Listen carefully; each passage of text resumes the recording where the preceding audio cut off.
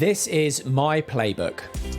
My name is Simon Mundy, and in this podcast, created by Greenhouse Sports, we'll be hearing from a host of inspiring people about who and what influenced, supported, and encouraged them during challenging moments. We'll find out what they learnt along the way, as well as what they want to share and pass on. Greenhouse Sports is the charity that uses sport to help disadvantaged young people and communities. Their core belief is that every child deserves opportunities and a fair chance to get on in life. And through Greenhouse's coaches and partners, they look to make that a reality. The work they do is about encouraging young people through sport and teaching them the life skills they need. Greenhouse Sports has recently celebrated its 20th anniversary, and over the last 20 years, the charity has helped more than 50,000 young people in London, but there are a further 4 million people across the UK right now that they would like to help. And if you would like to find out more about their work and how you could help support another generation of young people, please head to greenhousesports.org to find out more. In the meantime, to this episode, in which I speak to the founder of Greenhouse Sports, Michael Giorgio, as well as David Sims, a former police officer who was looking for ways to tackle antisocial behaviour on his patch in South London back in 2002. Michael and David joined forces seeking to find innovative ways to give disadvantaged young people an opportunity to enjoy the benefits of sport, mentoring, and personal responsibility.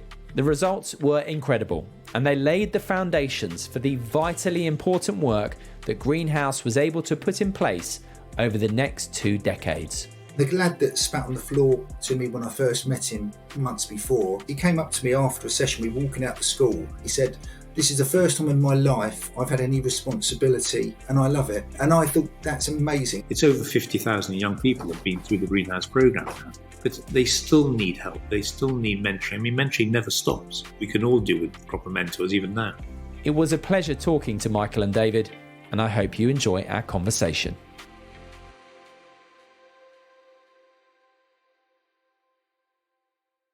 Mike, Dave, lovely to see you both. How are you? I'm very well, thank you very much, Simon. Yeah. And Mike? I'm very well, and nice to see you, and nice to see you, Dave. Why don't we start then with how you two first met? Mike, do you want to kick things off? It was, I think, August 2002 is when we first started the programme, Dave. But I think we met obviously a little bit before that to get this thing going. Yeah, I remember it very, very well. I was I had 17 years service in the Met Police, and I was the local community officer. I think I'd recently been assigned to that area, and I'd had a meeting with various people in the area. And one of the issues was the antisocial behaviour. So I'd arranged a meeting with the local youths and the local people.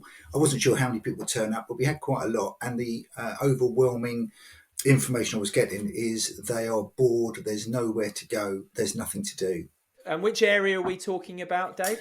This is Barnes. There's an estate that was basically the problem area, if you like, and it's very near Hammersmith Bridge, directly opposite St Paul's School, that has absolutely amazing facilities and fields. But of course, for the people on the estate, the youths on the estate, there was a big metal fence and they weren't allowed on there. When you had that meeting, Dave, were you pessimistic to some degree or optimistic? What were your feelings about your ability to be able to affect change? We'd already tried approaching, there was a small park area a little bit further away in an affluent area of Barnes, where we were hoping to put a 4G pitch down, only a small little one. We got the funding, but unfortunately the residents opposed it. They didn't want the youths hanging around in that sort of area. So everything I tried up until that point had been rather negative. Mike was fantastic. He was very, very upbeat, but I was still sort of thinking, is it just going to be another possible, but nothing really comes of it. Pessimistic, I suppose, is the answer to your question. And you mentioned these fantastic St Paul's facilities, and also that the people who were getting involved in antisocial behaviour were fundamentally bored. They were saying they were bored. Do you think there was as well a sense of perhaps resentment of being bored whilst so close to these facilities that they could see behind this fence? That's a fair point, yeah. And I think it was a combination of both, if I'm absolutely honest with you. You know, the fact they had nothing And just literally within yards of where they lived were these amazing facilities that were out of their reach, really. So, Mike, how did you find yourself there? I mean, it makes total sense that Dave would be dealing with antisocial issues in the area that he's looking to police, but what led you there? Well, I had time on my hands. I had just sold my business, and my son was at St. Paul's. There seemed to be so many little issues between the boys as they left school in the afternoon and the local community, just the usual silly things that go on. And we just thought that we should try to find a way of breaking some of the barriers. And the school were up for it. Dave was fabulous insofar as he knew the community, was working with the community and wanted to engage with them. There were these facilities that were top class facilities that just seemed a pity not to try to have these facilities being used when the school weren't using them. The school were up for it. The school was upbeat insofar as they realised that they should be sharing some of these facilities, particularly at the time there's a big issue about charitable status, etc., in schools. And so they were open to this sort of change. And as a result, by, I suppose, brokering, the school were very keen to help. Dave was able to work with the local community, and we managed to persuade both sides to come and use these fabulous facilities. So the issues then, just to summarise, were somewhat coming to a head between the youths from this estate and the kids who are essentially fortunate enough to have direct access to all these facilities because they went to St. Paul's. So the issues that were bubbling away, they were butting heads, as it were, between these two groups to some degree. I think that's probably fair, Dave. I mean, the young people there were not bad people by any means. They were just bored people. Yeah.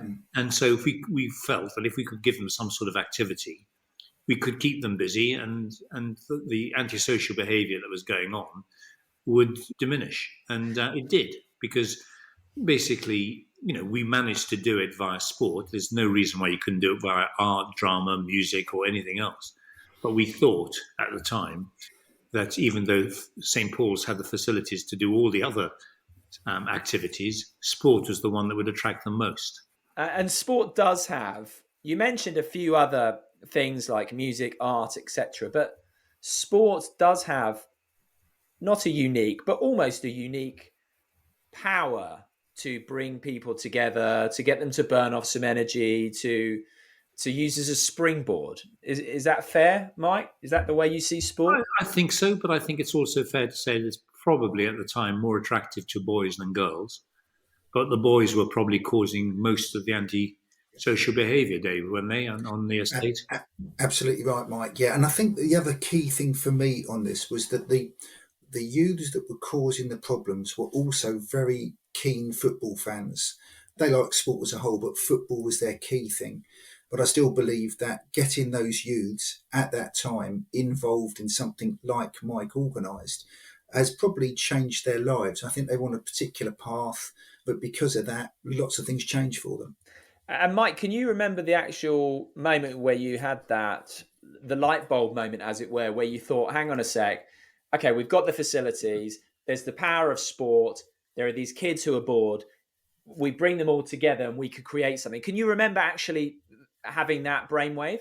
Well, I'm not sure it's a brainwave, but I think we're lucky that that we as a team, having Dave, Wendy, who was instrumental. I think she was very important at the time to get the group of young people together, and of course the school, who were able to let us have these facilities. Once all the pieces fitted in, we managed to then have the facilities, have 2 weeks, I think it was, in August, August 2002, and then go and find the coaches who we thought would be instrumental here, inspirational insofar as they would be able to engage with the young people that were there. So it all seemed to fit into place. And then in this 2 weeks in August 2002, then, what did you put in place? And also just tell me about some of the rules that you set out and how you reached out to the people from the estate and pulled it all together. Yeah, in terms of that, I mean, Mike obviously advised us what we could and couldn't do there. Or once we knew what we had and we had the dates, we started reaching out to the youths and saying, look, this is what's going to happen. This is how it's going to work. My only concern was whether the youths would actually take it on board, because when I first got involved down there, the relationships between police and the youths, although they were, as Mike said, they weren't bad lads, it wasn't great. And I remember that one of the first occasions that I dealt with perhaps one of the most notorious of the lads on the estate, he just spat on the floor and walked off. So I wasn't quite sure, even though we were offering them something, whether they would take it up. So you've reached out to them then, Dave, Mhm. and what were you expecting? And what was the reality when it took place? I think what I was hoping was that we would get a great uptake into it, the youths would enjoy it, and the crime rates would come down. That's basically what I was hoping. Whether I honestly thought that would happen is another matter. So, Mike, if you can tell me what sort of reaction you were expecting, but also what were some of the ground rules you put in place ahead of these youths coming down to get involved? Well, I think it's fair to say that we did give them rules, but actually, not so much we gave them rules. We asked them what we thought they should have as rules, and of course, they know as much as anybody else that they need to be well behaved, etc., etc., etc. And they gave us all the rules, and we told them every time something went wrong, we said, "Well, these are your rules, so can you make sure that you abide by them?" We're lucky, I think, that we had good coaches, because at the end of the day, it's the good coaches that make the good programs. And we Yeah. had good coaches. Dave, I think you actually always used to come down and participate yourself, which I think helped break down some barriers between you and the local young people.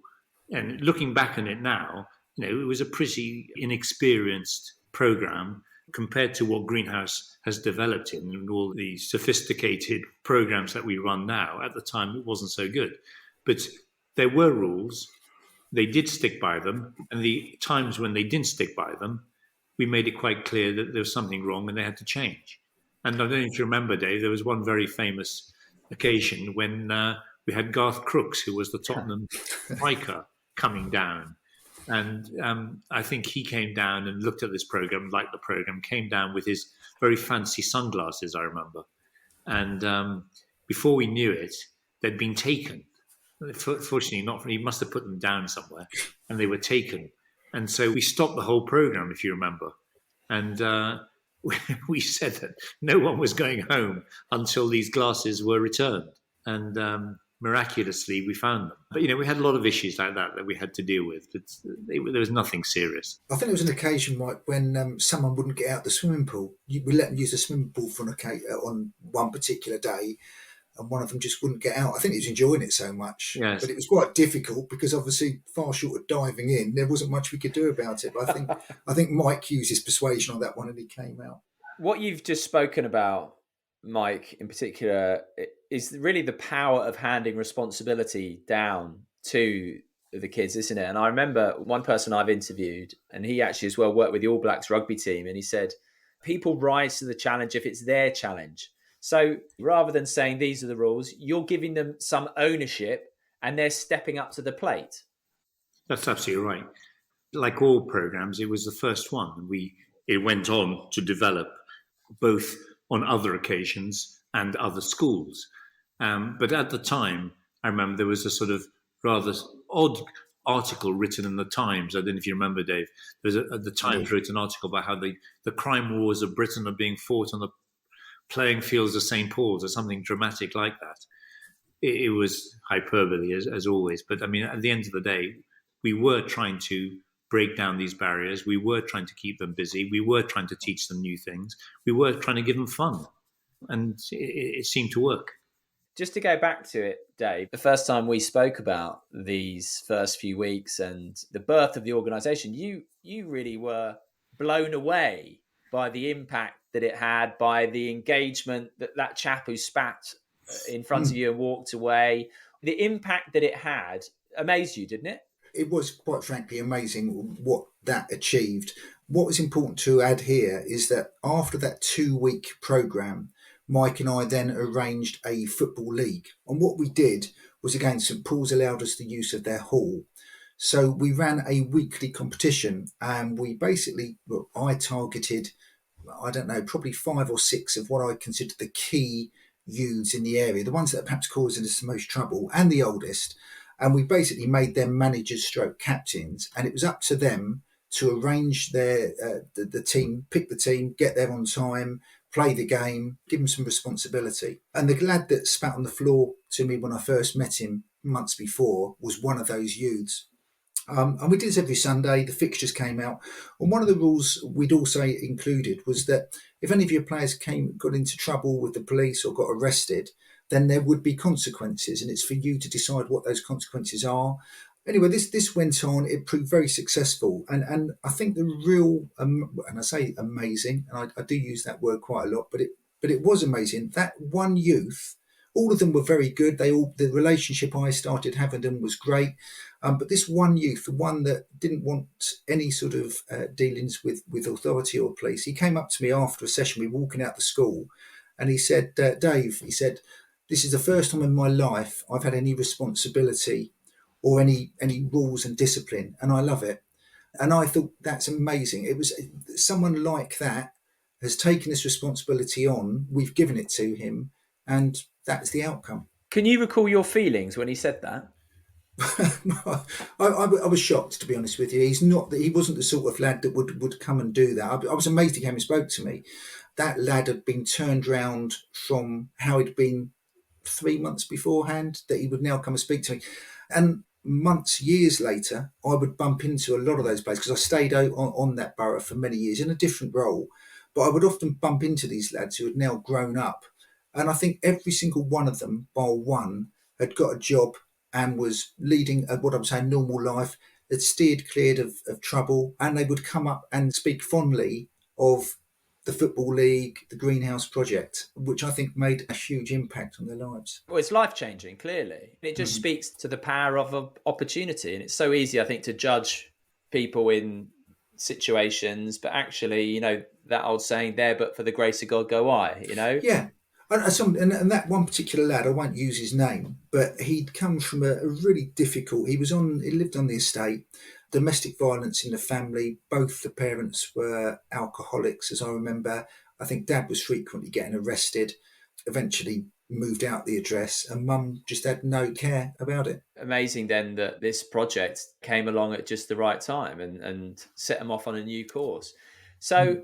Okay, you've done these 2 weeks at St Paul's. You've had the Times article, which has supercharged the whole process, shall we say. And am I right in saying, Mike, that lots of other private schools were then nipping at your ankles saying, let us get involved? We had a number of schools who put their hands up, and each of them gave us these fantastic facilities. Each of them allowed us to run these programs, obviously, when the school was not open. So we could only do it on Sundays or holiday periods. Was it around this point, or at which point did you realise that you needed to do a 180? In other words, stop bringing kids to these private schools with their fantastic facilities, but take the programme into their own communities? Yes, it was at the same time as that. There's a man called Alan Sherwood who is starting a table tennis programme. And so we merged the two. Early on, and instead of getting people to come into the private schools, we actually went to where the young people went to school themselves, where the facilities were obviously not as good, but we had access to them all the time.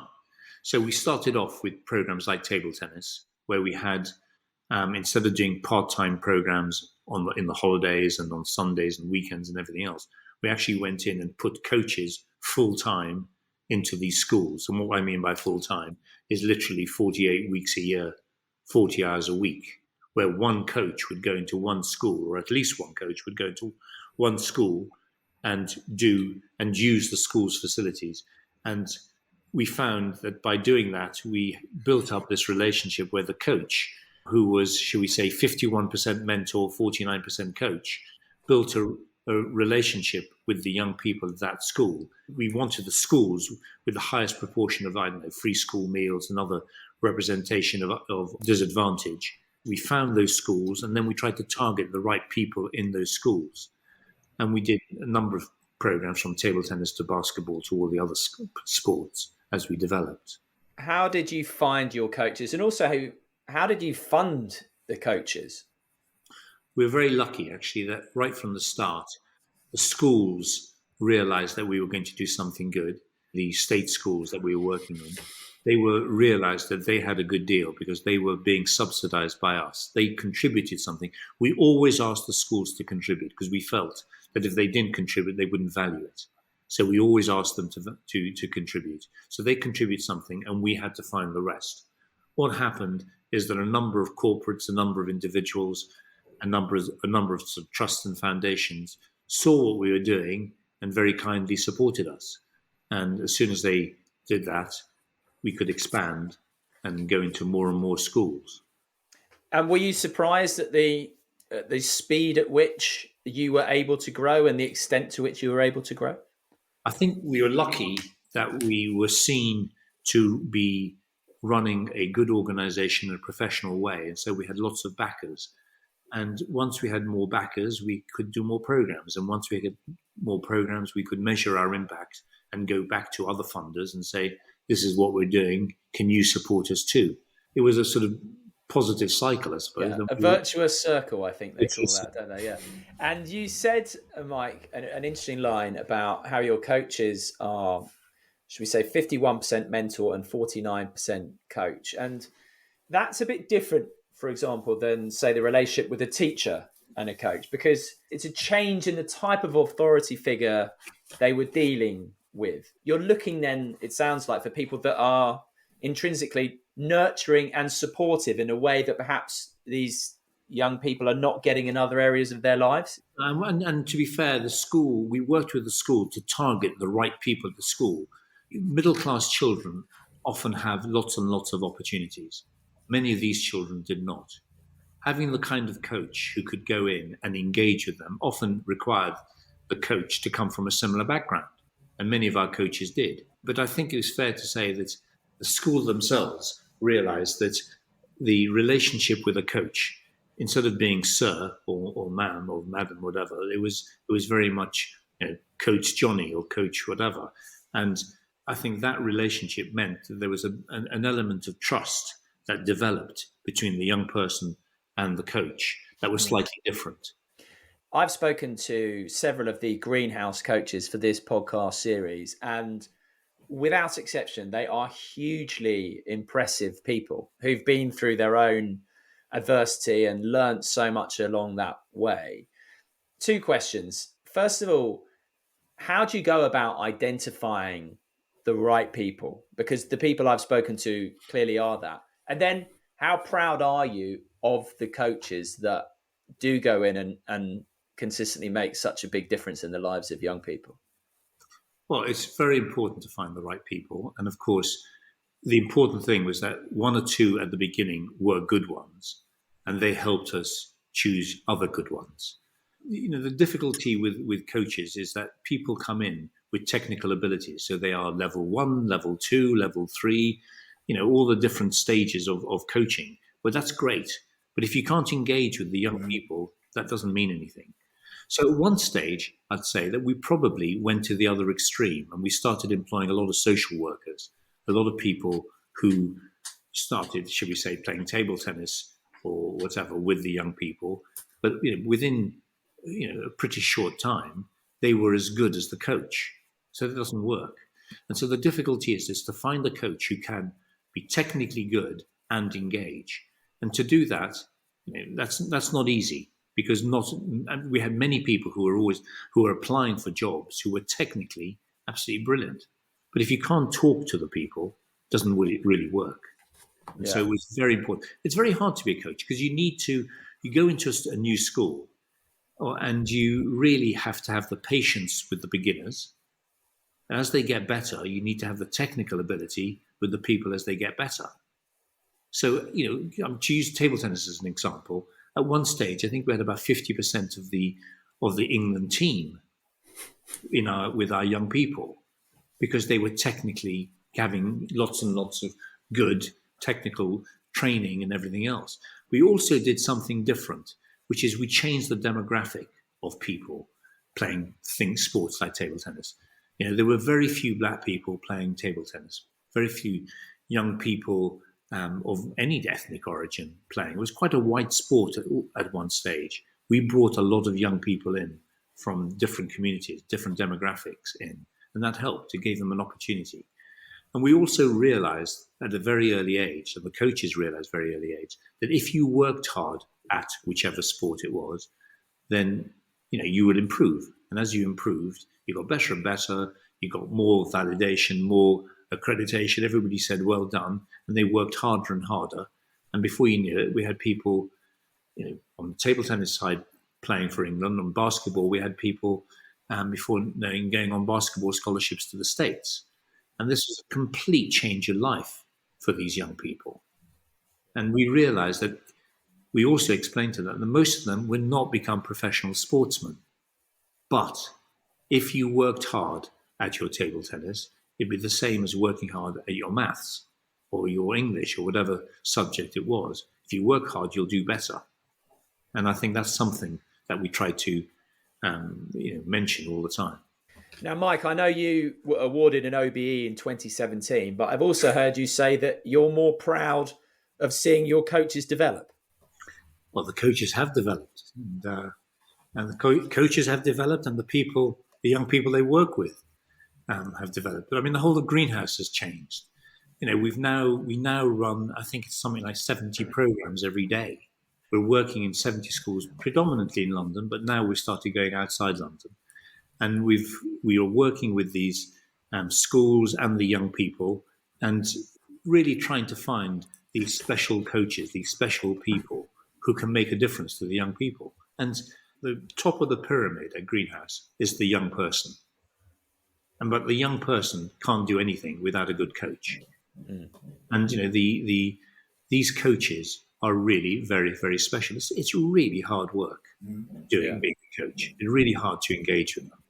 And if you can find those right people, and I think we really have found many, many of them, then you can make a real difference to these young people's lives. You mentioned obviously how Greenhouse has grown. Where would you like it to go from here? And also, how difficult is it for a charity like Greenhouse during what are tough times for everybody right now?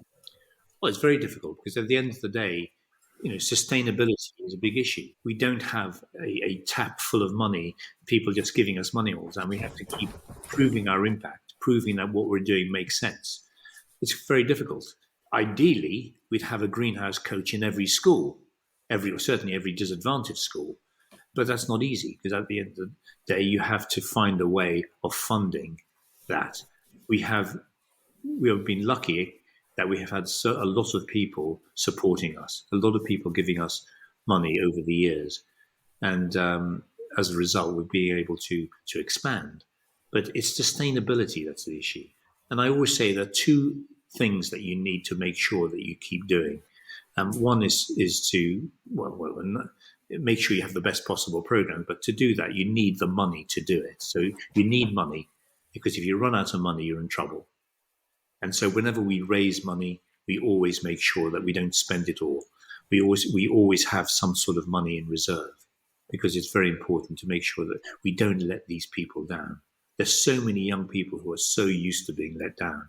Yeah. So what we've done is where somebody gives us £100, we tend to spend 80 and put 20 for the rainy day. And obviously there have been a lot of rainy days over the last few years. The other thing that's very important is to have the administration and professionalism in the organization. But obviously, ultimately, we're only as good as our programs. Yeah. You've spoken about these young people who are used to being let down and how Greenhouse has demonstrated its power to be able to change the lives of so many people over so many years now.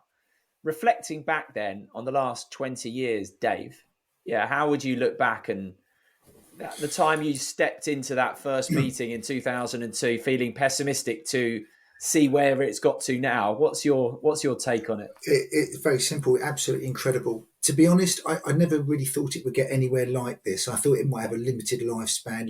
We'd start off, Mike would be there, and then he would perhaps lose interest, and we'd be stuck to where we were again. but just absolutely incredible. Actually can't believe it's still going and the extent it's doing. And I've got nothing but admiration for Mike and the coaches and everything that Greenhouse do. An absolutely incredible achievement. And you can't really measure, I don't think, what it's achieved, but I'm sure it's impacted on thousands of young persons' lives and actually has changed their lives for the better. Those key young people that were causing me lots of problems, not me, but the community. I wasn't convinced that anything we did would change anything. I wasn't convinced that they wouldn't end up, doing more serious crime and ending up inside. Seeing how sport and the way Mike and I, got involved with it did change it. And yeah, I guess I was surprised. And it did change my outlook on a lot of things, actually. Yeah. And Mike, has it changed your view at all in terms of how opportunity is afforded to different people in society broadly? Well, it's difficult for me because I come from such a privileged background, and seeing this world, which was a new world for me, a world where people were given so few opportunities. I think Greenhouse helped to expand that for them. Personally, it allowed me to meet a load of people who I would never have met before. So it expanded my life, and it really enhanced my life. So it's broadened your horizons too.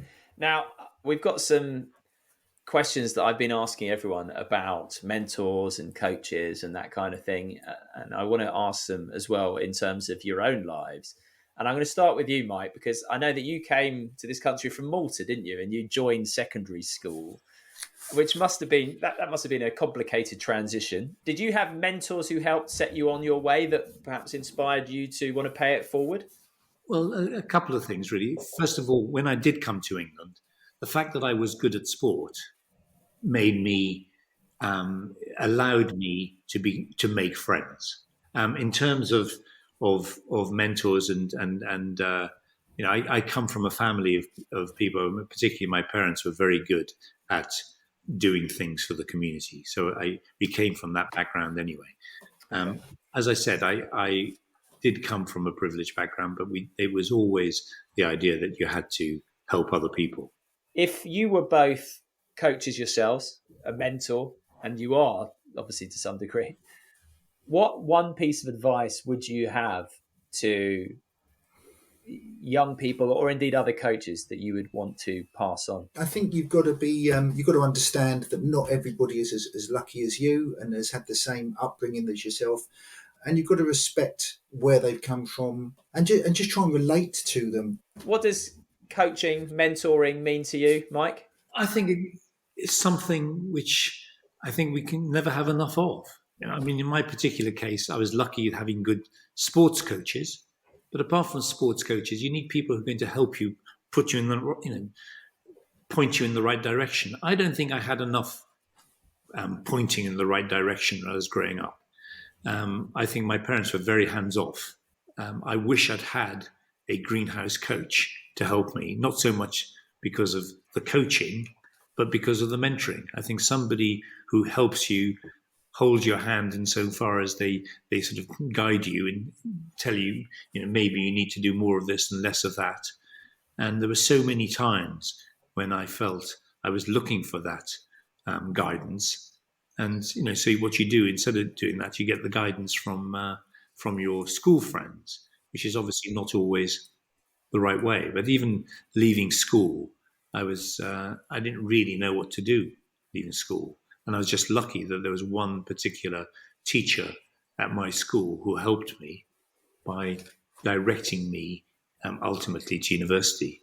That I wouldn't have had, if I didn't have that kind of mentor, I wouldn't have been able to carry on the path that I did. And if you hadn't had that mentor, Greenhouse Sports probably wouldn't have come into fruition. So the ripple effect of coaching and mentors can be really profound, clearly. And just finally then, obviously we know that, as we've touched on, it is tough times. And I know you put some money away for rainy days, but in terms of ensuring the sustainability in the future of Greenhouse, because just for anyone listening, What message would you like to get across about what you're trying to do and how anyone can contribute in any small way? Well, I think financially, is very important to have the financial support, because without the financial support, we can't afford to employ the people we have. We have lots of people who come in and ask us to volunteer if they can volunteer, but it's not so easy. I mean, it's just much more difficult even nowadays to be a volunteer because of all the regulations, all the health and safety safeguarding rules that exist. That by the time we train somebody up to be a volunteer, there's a lot of time and money that goes into it. Ultimately, we believe that if we had the right support, financial support, we can find the right coaches and the team as a whole to run the best possible programs. And when we run good programs, we can measure our impact. And by measuring our impact, we can go back and demonstrate the effect we've had. I mean, I think it's over 50,000 young people have been through the Greenhouse program now. So it's a lot of people, but they still need help. They still need mentoring. I mean, mentoring never stops. It's nothing to do with being a certain age. We can all do with proper mentors even now.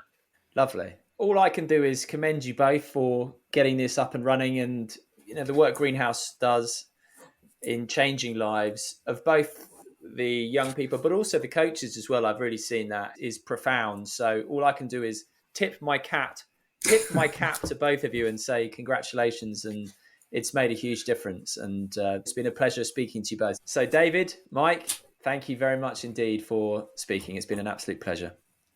Thank you. Likewise. Thank you, Simon.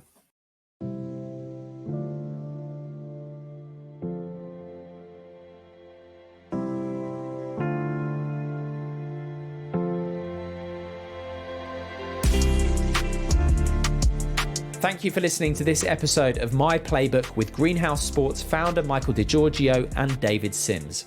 As I mentioned at the start, Greenhouse have recently celebrated their 20th anniversary. Please do check out the incredible work they do by visiting greenhousesports.org. And if you'd like to get involved and help, please do get in touch. All the details are on their website. And please do share, rate and review this episode wherever you can. Thank you for listening, and until next time, goodbye.